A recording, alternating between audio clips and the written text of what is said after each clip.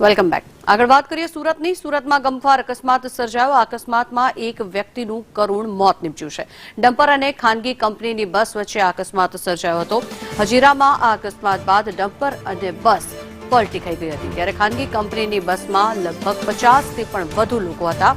જો કે 8 એમ્બ્યુલન્સથી તાત્કાલિક ઇજાગ્રસ્તોને સારવાર માટે હોસ્પિટલ ખાતે ખસેડવામાં આવ્યા છે। આ ગુજારો અકસ્માત જે સર્જાયો હજીરા વિસ્તારમાં। આ અકસ્માત બાદ ડમ્પર અને બસ પલટી ગયા હતા, જેના કારણે થઈને અનેકો લોકો ઇજાગ્રસ્ત થયા છે। ખાનગી કંપનીની બસમાં લગભગ 50થી પણ વધુ લોકો સવાર હતા। જે લોકો ગંભીર રીતે ઇજાગ્રસ્ત થયા છે તેમને તાત્કાલિક હોસ્પિટલ ખાતે ખસેડવામાં આવ્યા છે। સુરતમાં આ ગમખ્વાર અકસ્માત જે સર્જાયો છે, જેના દ્રશ્યો આપ જોઈ રહ્યા છો, જેમાં એક વ્યક્તિનું કરુણ મોત નીપજ્યું છે। જોકે કયા કારણોસર આ અકસ્માત સર્જાયો છે, કારણ હજી અકબંધ છે।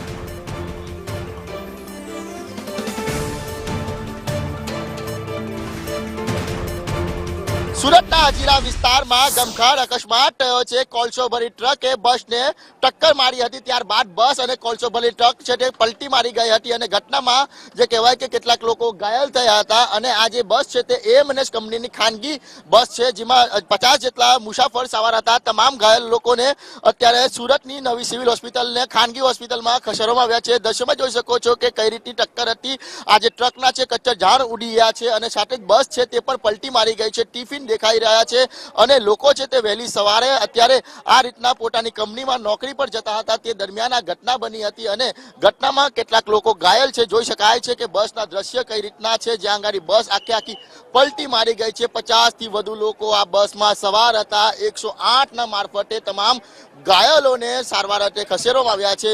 બસનો જે કહેવાય કે ફૂરચો બોલી ગયો છે। આ સીટ અને જે પડેલા ટિફિન કઈ દેખાઈ રહ્યા છે, જેને લઈને જોઈ શકાય છે कि कई रीतना गंभीर अकस्मात। भाई किस तरह से घटना बनी थी, कितने लोग सवार थे, कितने लोग घायल हैं?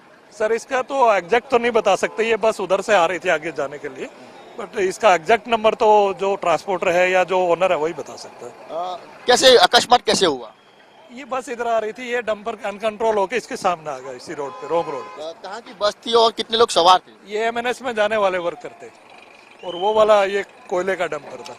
किस तरह से अकस्मात हुआ, कुछ पता है?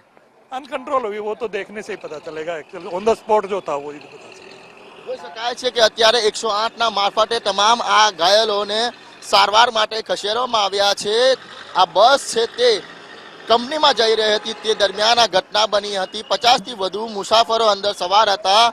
વહેલી સવારે નોકરીયાત વર્ગ છે તે આ નોકરી પર જઈ રહ્યો હતો અને આ જે ડમ્પર છે તે ડમ્પરે ટક્કર મારી હતી, ત્યારબાદ બસ આખી પલટી મારી ગઈ અને ઘટના સર્જાઈ હતી। ઘટનામાં કેટલાક લોકો ગંભીર રીતે ઘાયલ હોવાની પણ માહિતી મળી રહી છે। ત્યારે આ તમામ ઘાયલોને અત્યારે સારવાર માટે હોસ્પિટલ ખસેડવામાં આવ્યા છે। જે રીતની ઘટના બની છે, અવારનવાર આ